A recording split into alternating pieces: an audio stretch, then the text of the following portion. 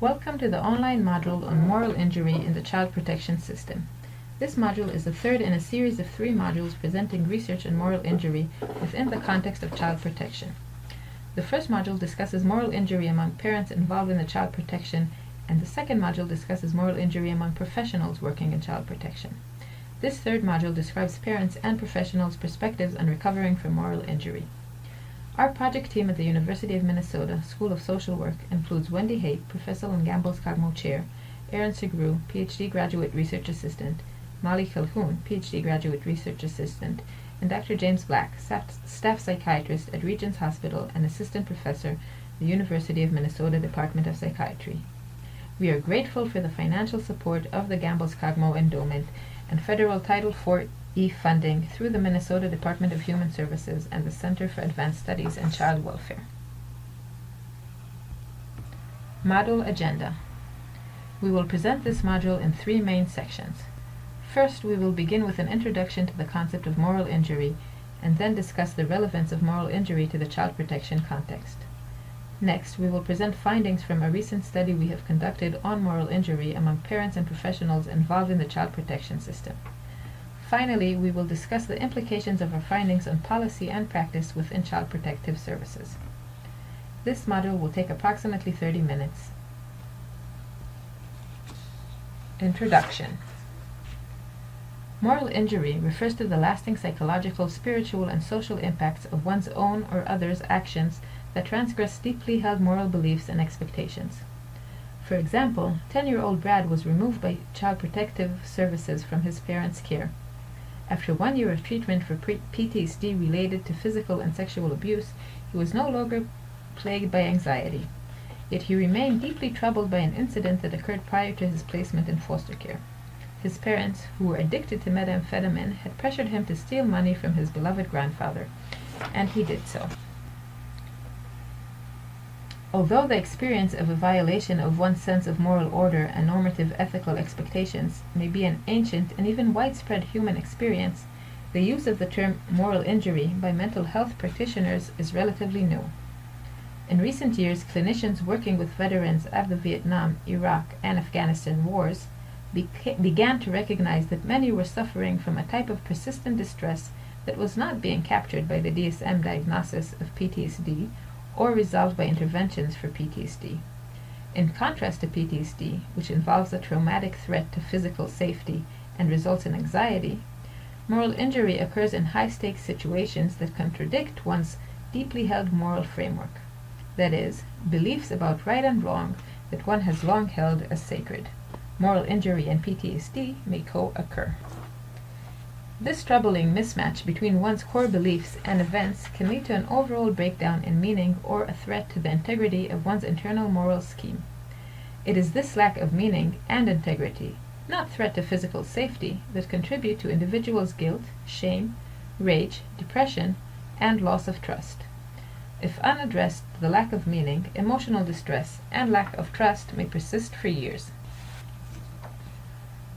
Although research in moral injury has focused on military personnel, there are some reports of moral injury in other groups. Arthur Kleinman described the struggles of humanitarian aid workers and those surviving Mao's Cultural Revolution. In these contexts, the moral values that mattered most to them were transgressed, resulting in feelings of chaos and despair. Robert J. Lifton described how atrocities committed by American soldiers in Vietnam and Nazi doctors resulted in lasting moral harm. These perpetrators expressed guilt, rationalization of their immoral behavior, numbing of emotions, and complex forms of self-sabotage. In her qualitative interviews with homeless women with a history of intimate partner violence, Ade found themes consistent with moral injury, including betrayal and trust issues, social problems, spiritual or existential issues, psychological symptoms, and self-deprecation. Hartman described experiences of moral injury in African American women with a history of substance abuse, resulting in feelings of social isolation and shame. Moral injury in child protection services. In our recent study on moral injury and parents involved in the child protection system, parents described experiences in the high-stakes context of child protection services involvement, during which people or systems entrusted with helping vulnerable families instead caused harm to those families. Many participants perceived individuals and systems as causing harm through a. Neglect, especially the failure to provide services that met families' needs. b. Disruption, especially case plans requiring families to engage in unnecessary services that strain their scarce resources. c. Attacking, shaming, and misrepresenting parents. d. Biased, sexist, racist, and or classist treatment. And e. Family dissolution through the termination of parental rights. Overall, they felt shamed and stigmatized by their involvement with child protection services. They also felt moral injury as a result of their own behaviors that resulted in harm to their children. Parents also communicated feelings and other reactions consistent with existing moral injury literature, primarily focused on military personnel. Parents described emotional distress, including feelings of rage, depression, emotional numbing, and, especially, the guilt and shame that are hallmarks of moral injury. In a recent study, many professionals involved in the child protection system describe moral injury in relation to events associated with their work in child protection services. They described events roughly parallel with those in previous reports, in which moral injury occurs in reaction to events caused by one's own or another's actions in high-stakes situations that transgresses deeply held moral beliefs and expectations.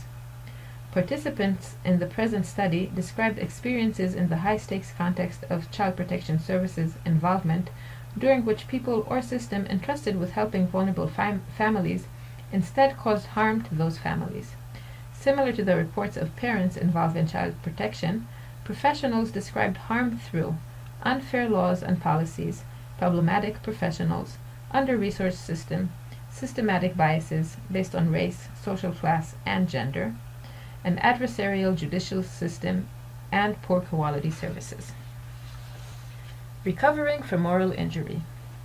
Several empirical studies conducted outside child protection services have identified individuals' efforts to cope with moral injury through employing and strengthening their psychological resources. Veterans' engagement in stress-reducing activities, such as hobbies, have been associated with successful coping with moral injury. There is some evidence from studies conducted outside of child welfare that some individuals cope with moral injury through engaging and strengthening their immediate social environments. Working with mentors or seeking out social support can facilitate coping with moral injury in veterans. Moral injury also may be ameliorated by a range of coping processes, including acceptance, forgiveness, and a recommitment to personal value. Veterans' participation in reparation activities also can facilitate their coping with moral injury. Engaging in meaning-making activities also may support coping with moral injury.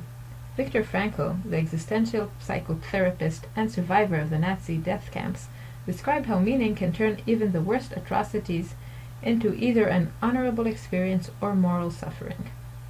A number of researchers found that the ability of veterans to find redemptive meaning in traumatic events and moral transgressions was critical for healing and moving forward from moral injury. The research question. Given that the majority of child protection service involved parents and professionals in our research reported experiencing moral injury, we focus in this module on their active efforts to cope with moral injury and perceived barriers to such coping. We do not expect that these coping efforts leave individuals socially or emotionally unscathed by their experiences of moral injury, but that such coping might allow affected individuals to move forward with their lives in a direction they consider positive. So the research question is, how do parents and professionals reporting moral injury in association with events surrounding their child protection service involvement describe successful strategies for recovery? The Moral Injury in Child Protection Services Research Study. We employed a mixed methods design for our research in moral injury in child protection services. Mixed methods is the intentional integration of qualitative and quantitative research approaches to better understand complex social issues. Our primary purpose in using a mixed methods design was to generate a more comprehensive understanding of any recovery from moral injury described by child protection services involved parents and professionals. The method. Participants. 10 parents participated in a research study. We purposely sampled parents with previous involvement in child protection services within the last 1 to 3 years and whose children had been placed outside of the home. 5 parents had closed child protection service cases, 4 had open cases, and 1 was in the process of appealing a termination of parental rights. Additionally, we deliberately sampled 38 professionals serving in diverse roles in child protection services cases within the previous year. Many of these professionals were associated with a law school clinic for indigenous parents accused of maltreatment. To assess moral injury quantitatively, the present study employed a modified version of the Moral Injury Event Scale, the MIES, to identify any moral injury in parents involved with the child protection services. The MIES is a 9-item self-report scale designed to identify exposure to potentially morally injurious events among military veterans. Items on the scale are generally applicable to many contexts. For example, I witnessed others' immoral actions. I am troubled by having witnessed others' immoral acts. I am troubled by having acted in ways that violated my own morals or values. We then used semi-structured interviews to prompt participants to narrate any experiences of moral injury they identified through the MIES. After describing these events and context associated with their moral injury, participants were asked to talk specifically about the feelings they experienced in association with the identified events. Each interview was audio recorded and transcribed.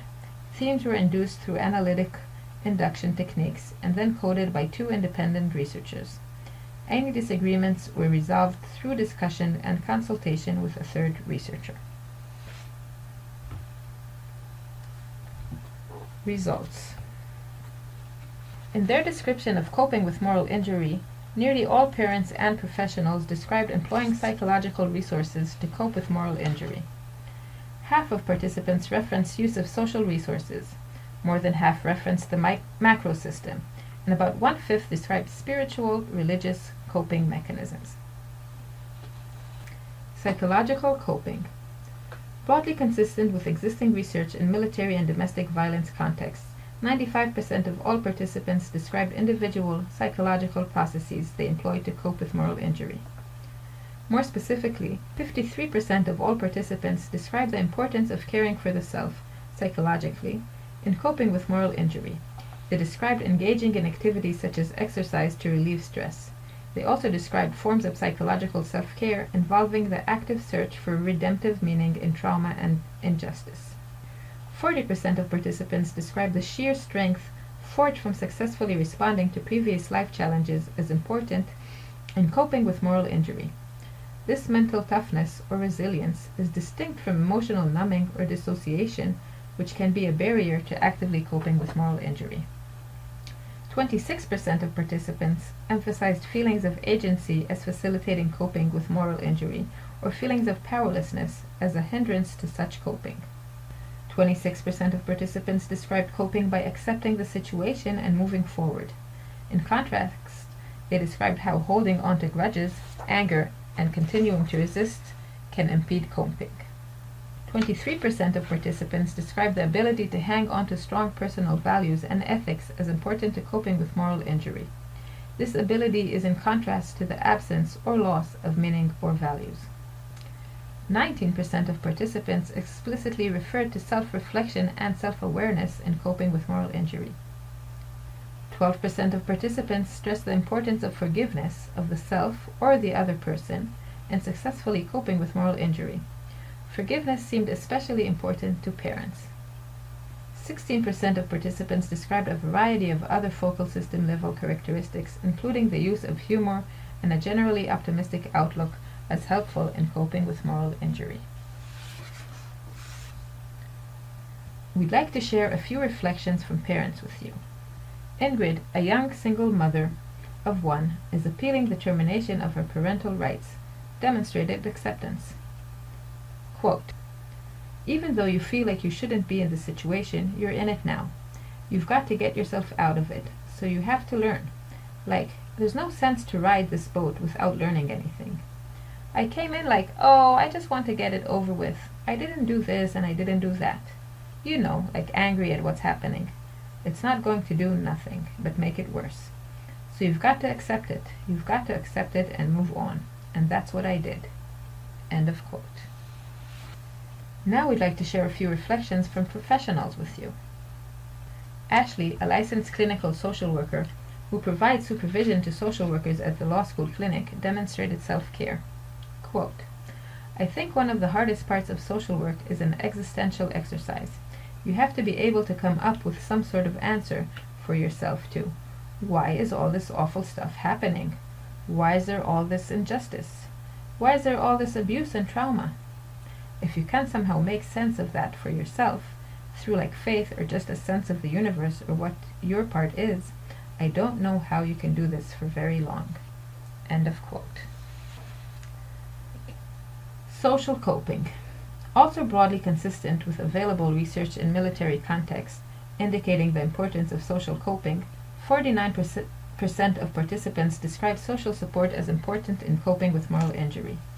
They received support from friends, family members, and colleagues. The absence of such social support was viewed as an impediment to coping. 9% of participants describe the relevance of positive social events occurring subsequent to the moral injury and recovering from that injury.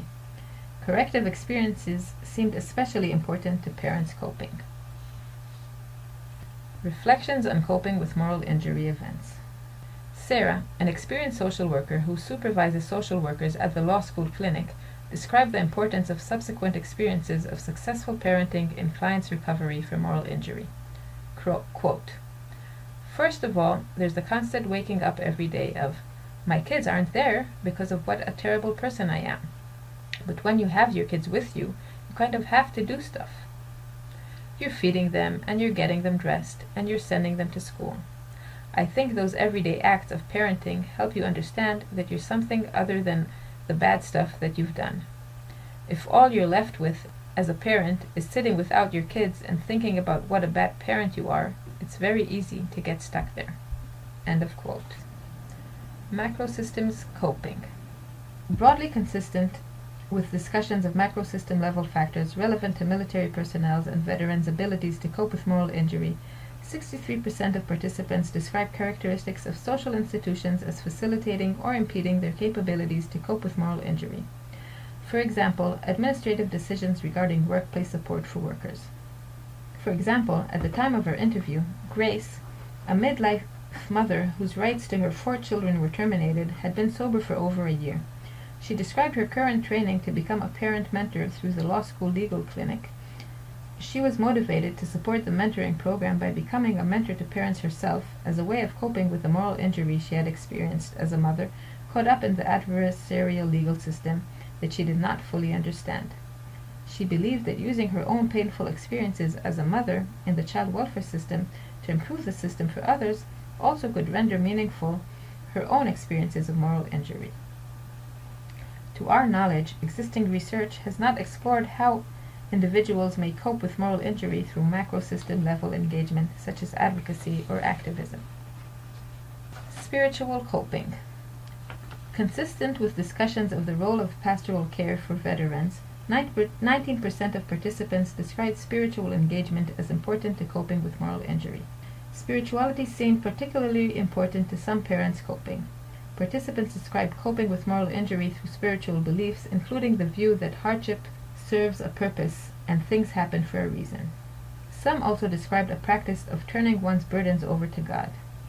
Anne, a midlife mother of 4, who has been reunified with her children, explained, my way to cope is church, so I had church behind me all the way. My pastor was with me through the whole situation. Me going to church every day and putting it in God's hands has definitely helped me. I'm not saying it helped everybody, but it definitely helped me. End of quote. Conclusion. To our knowledge, this study is the first to empirically explore coping with moral injury from the perspectives of individuals who have actually experienced moral injury. The accounts of child protection services involved parents and professionals were consistent in many respects with available clinical and research reports of coping with moral injury in other, primarily military, contexts. Participants contributed vivid and detailed accounts of employing and strengthening their psychological resources. Participants also described interpersonal support and corrective social experiences as important in coping with moral injury. Some participants also described coping with moral injury through engagement in spirituality and religious participation, which is broadly consistent with the psychology of religion and spirituality literature. These observations are important to highlight given existing research suggesting that helping professionals may underestimate the importance of spirituality to their clients. Some participants discussed macrosystem level coping with moral injury, activities that are relatively neglected in the existing research in moral injury. Limitations. In this study, we examined how individuals described actively and deliberately coping with moral injury over the course of a single in-depth interview. This limits our ability to assess the quality of participants' insights, as well as tap into unconscious coping strategies and habitual coping strategies, such as denial and blaming others. In addition, we were not able to go back to participants for clarification and elaboration. It was sometimes challenging to distinguish with participants' complex narratives, their perspectives on coping with moral injury per se, and their perspectives on coping with other aspects of stressful experiences. For example, parents' accounts of the morally injurious experience of losing custody of a child were often embedded in other personal and family crises, such as addiction, domestic violence, and homelessness. In this report, we have emphasized the similar responses of parents and professionals, given that parents and professionals occupy very different positions and identities within the child welfare system. However, the ways they effectively cope with moral injury likely includes differences as well. Implications. Understanding potential models of successful coping with moral injury in everyday life can aid in identifying targets for formal prevention and intervention efforts that are culturally sensitive, acceptable to clients, draw upon available resources, and facilitate client self-determination and empowerment. Nearly all of our child protection services involved participants discussed psychological processes as important to coping with moral injury. Interventions for military personnel and veterans target emotions central to the experience of moral injury, such as shame, guilt, and anger, which are shared by child protection service involved parents and professionals. Existing interventions also provide social support, corrective and meaning-making experiences. All activities important to child protection service involved parents and professionals. Very little empirical research, however, has examined the effectiveness of these interventions. To our knowledge, there are no macrosystem level interventions to address moral injury. Such approaches are potentially powerful, creating opportunity for child protection service involved parents and professionals to advocate for more formal support systems to help others to prevent or cope with some of the challenges of moral injury, as well as allow them stronger voices to express grievances and challenges within the system, may prevent or facilitate their own recovery from moral injury. Some child protection services involved parents and professionals describe coping with moral injury through spiritual traditions, but little research has examined systematically the impact of such practices on moral injury. Given the centrality of spirituality to some individuals and cultural communities, interventions that include coping with moral injury through spiritual traditions are deserving of systematic research. Future research. A larger sample of both parents and professionals involved in child protection services would allow to further identify sources of resiliency. In addition, it would allow to examine more closely any differences in the ways in which individuals variously positioned within the child welfare system cope with moral injury. More research is needed to design and evaluate interventions for child protection services involved parents and professionals to prevent or cope with moral injury.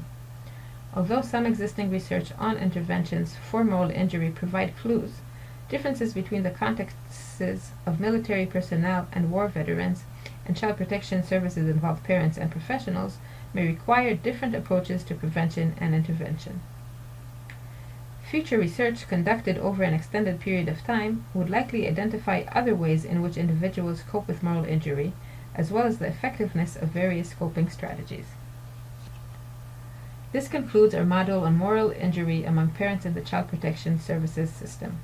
Please review our references for literature that informs this study. For more information on our research, please contact Dr. Wendy Haight. Thank you.